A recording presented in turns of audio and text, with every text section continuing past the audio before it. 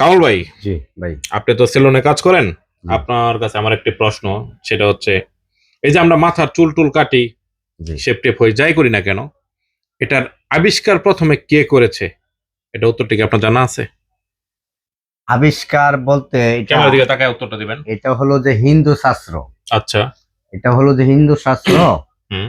এটাকে বলে নরসুন্দর। হুম। হিন্দু শাস্ত্রতে বলে নরসুন্দর। আচ্ছা। নরকে সুন্দর করা মানে আমাদের চুল হুম। পরিষ্কার করা মানে এটাকে বলে নরসুন্দর বলে। আচ্ছা। হ্যাঁ, তারা হিন্দুরা এটা কাটতো। হুম। কোন আমরা কিছুগুলা মুসলমানের মধ্যে কিছুগুলা লোক হয়েছে, হুম। মনে করেন তারা ওখানে এটা পেশা হিসাবে বাইচা নিছে। আপনি বলতে চাচ্ছেন হিন্দুরা একমাত্র চুল কাটে, মুসলমানরা চুল কাটে না? চুল তো সবাই কাটে আমার জানা হ্যাঁ, মতে। কিন্তু আমি জানতে চাইছিলাম যে আসলে এটার আবিষ্কার, মানে আবিষ্কারটা কে করছে প্রথমে, কে চুলটা কেটেছিল, এরকম কিছু একটা আর কি। যাই হোক দর্শক, এরকম একটা প্রশ্ন করেছিলাম, না সে এটা উত্তর দিছে। এটার আসলে সঠিক উত্তরটা কোনটা হবে আপনারা কমেন্ট বক্সে জানাবেন। আসসালামু আলাইকুম।